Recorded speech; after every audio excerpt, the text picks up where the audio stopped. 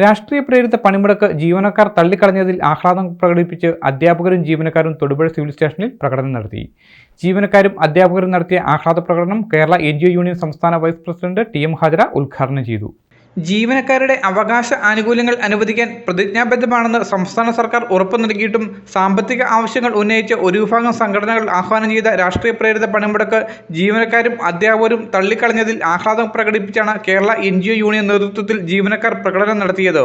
Civil സ്റ്റേഷനിൽ ജീവനക്കാരും അധ്യാപകരും നടത്തിയ ആഹ്ലാദ പ്രകടനം കേരള NGO യൂണിയൻ സംസ്ഥാന വൈസ് പ്രസിഡന്റ് TM ഹാജര ഉദ്ഘാടനം ചെയ്തു.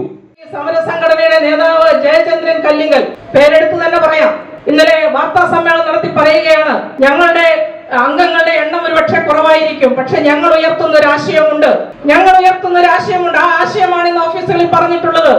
ഈ പണിമുടക്കിന്റെ ഭാഗമായി നിങ്ങൾ ഓഫീസിൽ കയറിയാൽ നാളെ മുതൽ നിങ്ങൾ ഓഫീസിൽ ഉണ്ടാകില്ല എന്ന് മുഖത്ത് നോക്കി പറയുന്നത് റവന്യൂ വകുപ്പിലാണ്. അതാണല്ലോ അവർക്ക് ആകെയുള്ള ഒരു ആശ്വാസം. ആ ആശ്വാസമാണ് അവരുടെ ആശയമെങ്കിൽ ആ ആശയം ഉൾപ്പെടെ തള്ളിക്കളഞ്ഞ ഓഫീസുകൾ ഈ ഇടുക്കി ജില്ലയിലുണ്ട്. ആ ആശയത്തെ തള്ളിക്കളഞ്ഞ ജീവനക്കാർ ഈ ഇടുക്കി ജില്ലയിലുണ്ട്, കേരളത്തിലാകെയുണ്ട്. യൂണിയൻ സംസ്ഥാന സെക്രട്ടേറിയറ്റ് അംഗം S. സുനിൽകുമാർ, NGO യൂണിയൻ ജില്ലാ joint secretary TG Rajeev, Joby Jacob, Neena Bhaskaran എന്നിവർ യോഗത്തിൽ പ്രസംഗിച്ചു. രാജ്യത്തെ പല സംസ്ഥാനങ്ങളും സാമ്പത്തിക ബുദ്ധിമുട്ട് ചൂണ്ടിക്കാട്ടി സിവിൽ സർവീസിനെ വൻതോതിൽ കരാർവൽക്കരിക്കുമ്പോൾ കേരളം മാത്രമാണ് ഒഴിവുള്ള തസ്തികകൾ പൂർണ്ണമായി നികത്തിയും പുതിയ തസ്തികകൾ സൃഷ്ടിച്ചും സിവിൽ സർവീസിന് സംരക്ഷണ കവചം ഒരുക്കുന്നത്.